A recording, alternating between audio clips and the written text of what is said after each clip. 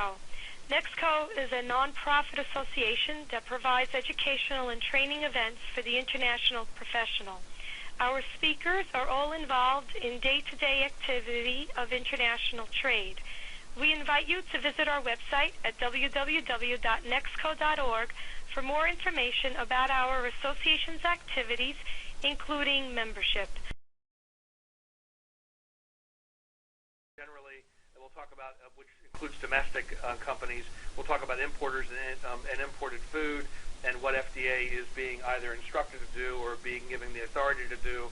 And we'll talk about some other sort of FSMA requirements that don't kind of fit into those two major categories, have some conclusions, and have time for questions. And I agree with Rick. Please do feel comfortable sending in questions to me in particular. I actually have control of the computer now, so Rick may not see it if you send them to him. One of the things that's I think quite important here is that this bill had a sort of a checkered past in a sense. There were a lot of bills that were in Congress over the last several years. This one finally took a long way around. It was a Senate bill that was finally enacted after the Senate learned a lesson about appropriations arising only out of the House, which is sort of surprising that didn't dawn on somebody. Nonetheless, it finally made its way around. It specifically relates to food, and those articles that would be designated as food, and that, of course, is going to be supplements as well, canned foods, fresh produce, food ingredients are food, additives are food, both direct and indirect. So that would cover packaging, for instance, food packaging, pet food, etc. However, there are some implications for the pharmaceutical industry and probably even the cosmetics industry, particularly when you think in terms of bulk ingredients, because there are a number of articles that have joint or have multiple industry uses, and it's unclear how FDA is going to come down on that. I do think that FDA tends to take an approach that they will pursue, pardon me, the regulatory regime that gives them the greatest power. And ironically, in some cases, particularly in active pharmaceutical ingredients or in inactive excipients for drug manufacturers, it would turn out that the food jurisdiction would end up being a greater regulatory regime. So it could be that they could try to reach into that, and it wouldn't surprise me. One of the weaknesses of this statute is it does not include appropriations. I say the term weakness in terms of Congress's ability to actually implement its policy.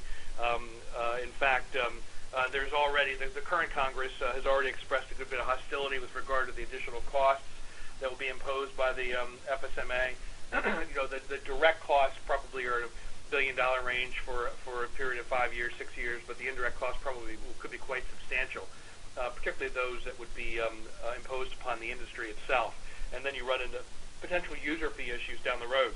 So this does not include any of the appropriations.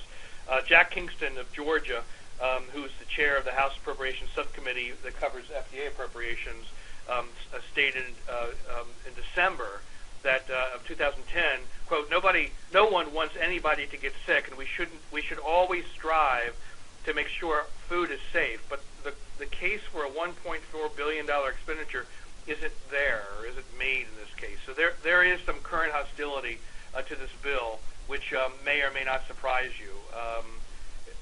The FDA has received an awful lot of resources recently, so they probably would have the ability to get some of this done, even without no appropriations. But the degree to which they'd be able to implement the more complex provisions is still yet to be seen, and will depend in part upon the fiscal year 2011-2012 budget.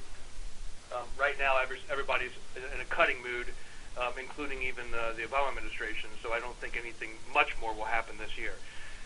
So here's the food industry. These are the general provisions that affect all food industry that are under the Food Safety Modernization Act.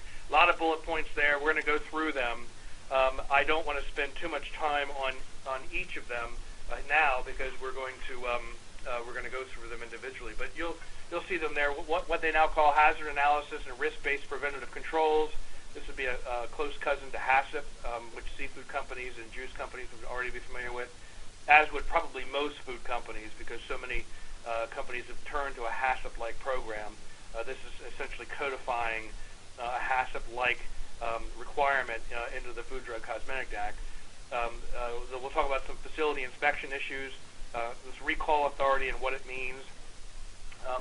We'll talk about any changes to the reportable food registry, facility registrations, record maintenance, etc. The last two there, facility registrations and record inspection and maintenance, these are really amendments to the Bioterrorism Act, and there's some other information we'll have also, but that gives you sort of an outline.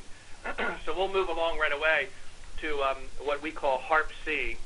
It's Hazard Analysis and Risk-Based Preventative Controls. This would be, as I mentioned, the cousin to HACCP. It's the requirements that are under it that are very much like HACCP, including conducting a hazard analysis, much as you would with HACCP, developing then a plan to control those hazards, and then constantly evaluating whether or not your hazard analysis is still applicable.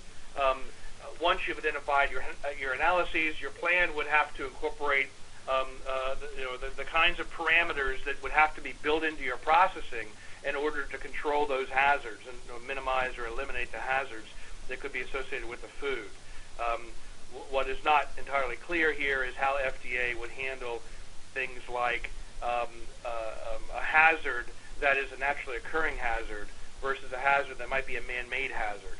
And so there's some discussions that will have to happen as to where the HARP-C regulations fall in with regard to that kind of a question. There's an effectiveness portion of this. The facility that puts together the plan must also verify that it's effective and must maintain records for the verification process. But